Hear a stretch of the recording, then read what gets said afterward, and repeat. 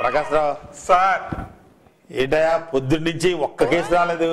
వస్తారు సార్, తప్పకుండా వస్తారు. నువ్వెలా చెప్పగలవు? నాకు పొద్దున్న నుంచి కుడికన్ను అదుపుతుంది సార్. తప్పకుండా వస్తారు.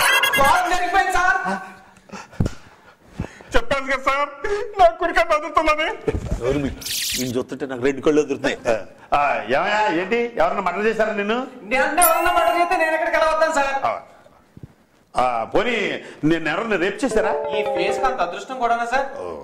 మరి రేపు కాక మర్డర్ కాక మరి ఏం జరిగిందా? నా కార్ స్టీరింగ్ ఎవరో దొబ్బేశారు సార్. ఏంటి కారు స్టీరింగ్ దొబ్బేశారా? అవును సార్. ఎక్కడన్నా కారు కొట్టేస్తారు కానీ స్టీరింగ్ కొట్టేయడం? అదే నాకు అర్థం కావట్లేదు సార్. కొత్త కార్ సార్. కొత్త కారా? అవును సార్.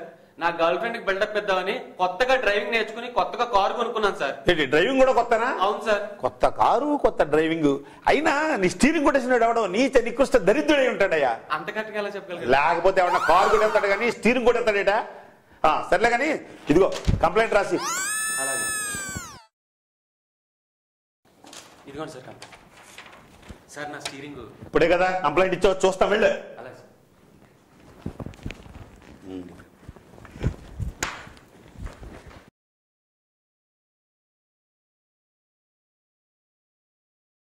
సార్ సార్ రావా ఏంటి మళ్ళా వచ్చావు? ఈసారి నీ కార్ నెంబర్ ప్లేట్ ఏమన్నా కొట్టేసాడా? లేదు సార్, నేను ఇందాక ఇచ్చిన కంప్లైంట్ రిటర్న్ తీసుకుందామని. ఎందుకని? ఏం లేదు సార్, నేను డ్రైవింగ్ కొత్త కదా. అయితే ఇందాక డ్రైవింగ్ సీట్ లో కాకుండా వెనకాల సీట్ లో కూర్చున్నాను సార్. స్టీరింగ్ కనపడపోయేసరికి ఎవడో కొట్టేశాడని మీకు కంప్లైంట్ ఇచ్చాను సార్.